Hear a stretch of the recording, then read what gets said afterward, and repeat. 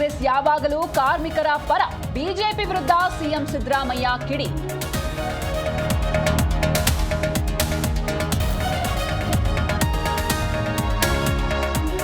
ಬೆಂಗಳೂರಲ್ಲಿ ಮಳೆ ಅವಾಂತರ ಹಿನ್ನೆಲೆ ಕೆಲವೇ ಕ್ಷಣಗಳಲ್ಲಿ ಡಿಸಿಎಂ ಡಿಕೆಶಿ ನಗರ ಪ್ರದಕ್ಷಿಣೆ, ಮಳೆ ಹಾನಿ ಪ್ರದೇಶಗಳ ಸಮಸ್ಯೆ ಪರಿಶೀಲನೆ.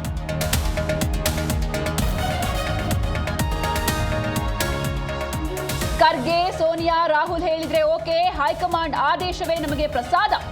ಬೆಂಗಳೂರಲ್ಲಿ ಡಿಸಿಎಂ ಡಿಕೆಶಿ ಪ್ರತಿಕ್ರಿಯೆ.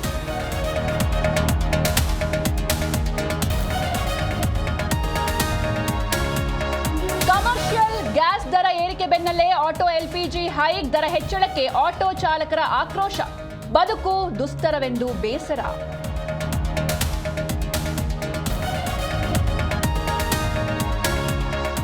ಸಂಭಾವನೆ ನೀಡದೆ ನಟಿ ಹಂಸಾಗೆ ವಂಚನೆ, 3 ಲಕ್ಷ ಹಣ ಕೇಳಿದ್ರೆ ರೌಡಿಸಂ ಮಾಡ್ತಾನೆ.